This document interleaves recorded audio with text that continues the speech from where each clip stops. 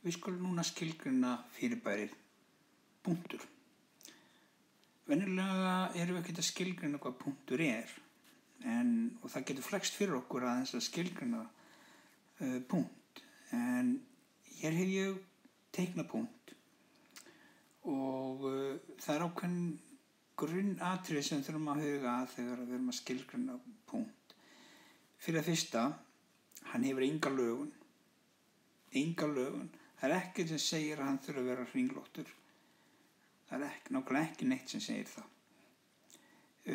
Hann hefur enga þykkt, þar að segja, ég get ekki mælt þykkt eða hæð á punktinum.